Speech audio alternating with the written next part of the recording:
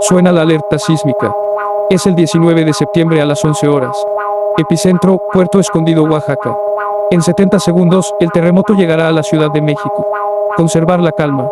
Magnitud 6.7. Si alguien muere, contacto 911.